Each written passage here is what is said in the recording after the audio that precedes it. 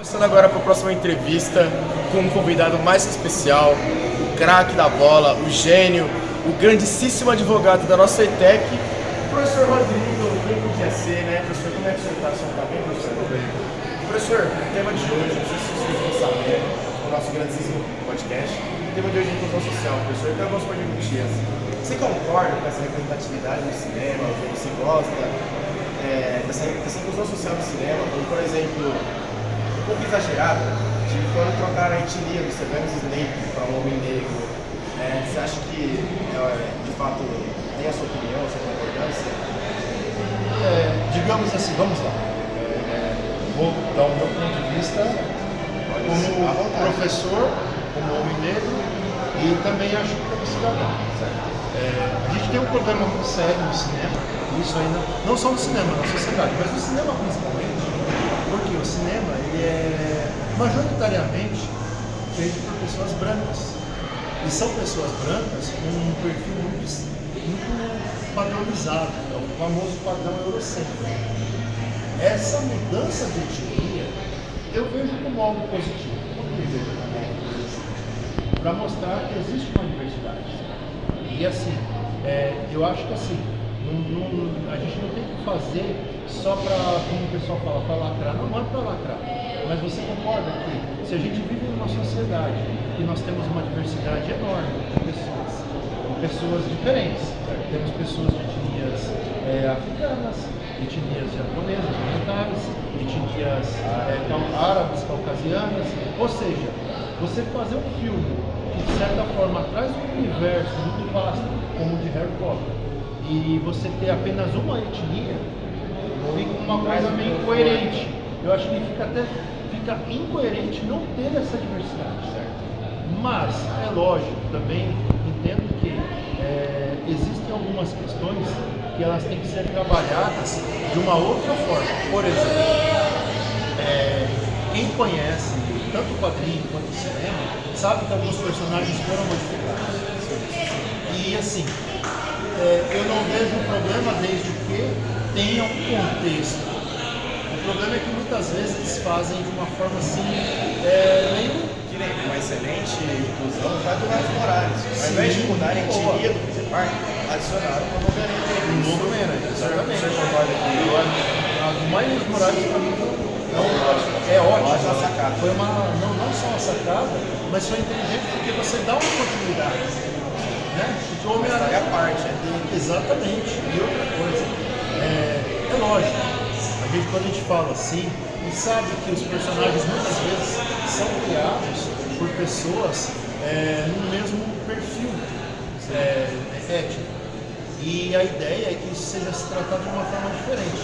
Eu sei que o personagem ele é criado com aquele perfil branco, mas a gente tem que começar a tratar que existem personagens brancos, gordos, negros, orientais. Até porque, né, vamos parar e pensar, um exemplo maior acho que é a Pequena Sereia. O pessoal criando o caso, porque a Pequena Sereia, ela era ruiva. Cara, você está falando uma sereia, é um ser que nem existe. Então, você está pegando no pé da cor da sereia, sendo que a sereia, em regra, nem existe. Eu acho que assim, o que a gente tem que fazer é fazer de uma forma bem feita, tem que ter essa representatividade, até porque, imagina você como criança, você é aparentemente pardo.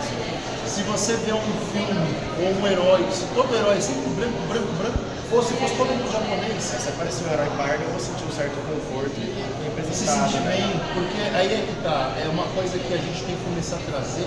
A ideia da ficção é misturar um pouco de realidade e ficção e trazer aquela fantasia, né? Nostalgia. E isso tem que ser feito de uma forma como se fosse realmente com pessoas normais.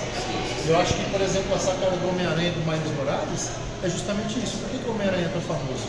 Porque ele é um personagem que paga a conta, está sempre atrasado, está sempre com ele é da realidade. Exatamente, está sempre com o aluguel atrasado. Ou seja, ele é mais parecido com a gente do que com outros. Por exemplo, eu não me espelho, não consigo me ver nunca na pele de um Superman. Mas de um Homem-Aranha eu não vejo. Mesmo o Homem-Aranha sendo branco, imagina sendo negro. Sim. Você percebe como muda bastante? Sim. Esse é o meu ponto de vista. Tá? E o senhor já deu um pouco da sua opinião sobre, mas como você acha que é a diferença da atual inclusão social para uma inclusão realmente verdadeira? Então, a inclusão verdadeira é começar a usar atores de todas, não só de todas as etnias, mas de toda a diversidade, de todas as formas, mostrando um pouquinho mais de humanidade, um pouquinho mais do real, do que só a fantasia. Porque vamos lá, não basta só ter um ator, não basta só ter um ator oriental. Você tem, não é nem só fazer jus à cultura, mas você tem que trazer, mostrar que, por exemplo, aquele cara, o personagem, ele também tem que ter um pouco de identificação com o nosso dia a dia. Aí acho que vai muito no ponto do Homem-Aranha. Eu acho que isso é uma coisa que dá muito impacto. Aí tem um pouco de fazer jus à cultura, jus à cultura, mas ao mesmo tempo mostrar que, esse personagem aqui, o Superman, ele poderia ser real. Por exemplo, a gente sabe que o personagem do Superman é um cara um alienígena que cai numa fazenda, ele vive fazendo dele. Mas vamos supor que o Superman, por exemplo, se ele tivesse caído na comunidade, na favela, o que seria? Um personagem um super-herói, um personagem de ficção que existisse dentro da favela, não seria legal? É isso. Eu acho que a diversidade, a maior forma de representatividade é isso. É trazer um pouquinho mais próximo da realidade essa ficção. Isso acho que seria um ponto principal. Concordo com o senhor. Então, professor, acho que esse foi o nosso episódio de hoje. Obrigado pela sua participação. Prazer. As palavras. E bom, galera, esse foi o episódio de hoje, viu? Obrigado por ter assistido e até a próxima, galera. Obrigado.